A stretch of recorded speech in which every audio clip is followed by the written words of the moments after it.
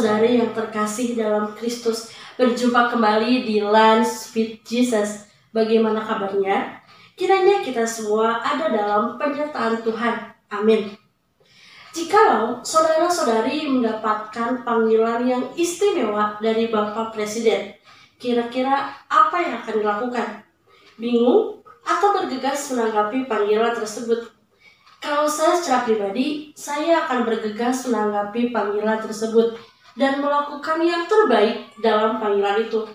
Hari ini kita pun mendapatkan panggilan yang sangat istimewa, yaitu dari Tuhan Yesus. Mari kita buka kitab suci kita. Bacaan diambil dari 2 Timotius 4 ayat 1 dan 2. Penuhilah panggilan pelayananmu di hadapan Allah dan Kristus Yesus yang akan menghakimi orang yang hidup dan yang mati. Aku berpesan dengan sungguh-sungguh kepadamu demi penyertaannya dan demi kerajaannya. Beritakanlah firman, siap sedialah, baik atau tidak baik waktunya. Nyatakanlah apa yang salah, tegurlah dan nasihatilah dengan segala kesabaran dan pengajaran. Demikianlah sabda Tuhan. Syukur kepada Allah. Kita sebagai seorang Kristiani yang sudah menerima sakramen baptis dan sakramen ekaristi, Tuhan pun memanggil kita menurut panggilan kita masing-masing. Ada yang Tuhan panggil sebagai seorang imam, biarawan, biarawati, orang tua, anak, pekerja, dan masih banyak lagi. Tetapi apapun panggilan yang Tuhan percayakan pada kita, mari kita penuhi panggilan itu. Saya dipanggil Tuhan menjadi seorang pekerja. Saat saya sudah menerima pekerjaan tersebut, saya akan melakukan yang terbaik dalam pekerjaan itu. Di tempat kerja yang sekarang, saya terhitung menjadi anak baru. Menjadi anak baru dan bekerja di lingkungan yang baru ternyata tidak semudah yang saya bayangkan.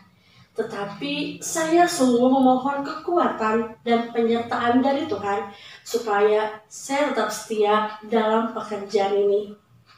Sembari saya terus bersosialisasi dan berteman dengan rekan-rekan sepekerjaan. Suatu hari atasan saya pulang duluan dan beliau mengatakan kepada kami kalau dia akan cuti untuk beberapa hari.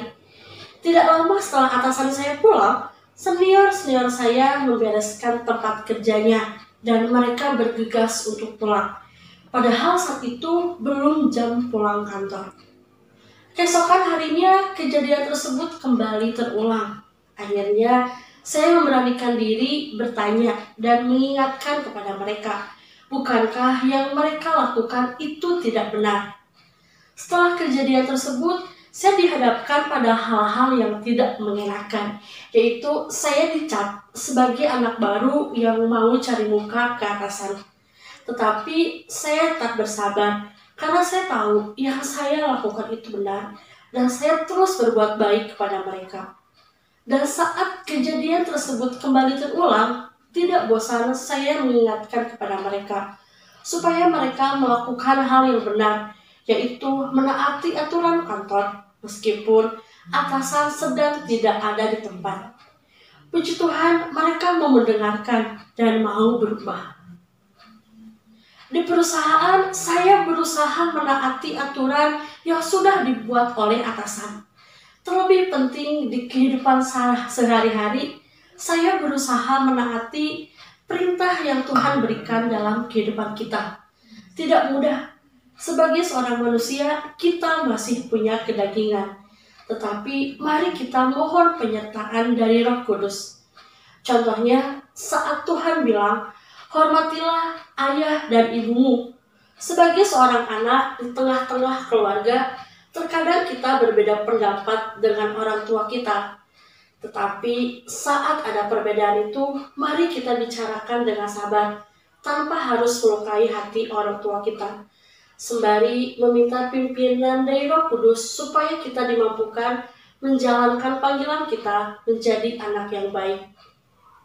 Ada 3 hal yang bisa kita lakukan dalam menerima dan menjalankan panggilan tersebut. 1. Mau menerima panggilan tersebut. Kedua, lakukan dengan setia dan taat. Ketiga, meminta pimpinan dari Roh Kudus. Dan sekiranya apapun panggilan yang Tuhan percayakan di kehidupan kita, panggilan tersebut membawa kita kepada kekudusan. Amin. Mari kita berdoa di dalam nama Bapa dan Putra dan Roh Kudus. Amin. Allah Bapa yang Maha Baik, sungguh kami bersyukur dan berterima kasih atas panggilan hidup yang Kau percayakan kepada kami. Tuhan, bantu kami terus, pimpin kehidupan kami Tuhan, agar lewat panggilan ini kami semakin dekat dengan Engkau. Dan lewat panggilan kami, nama-Mu semakin dipermuliakan. Terima kasih Bapa. Semua doa ini kami sampaikan dengan perantaraan Kristus Tuhan dan penghantara kami. Amin. Di dalam Bapa dan Putra dan Roh Kudus. Amin.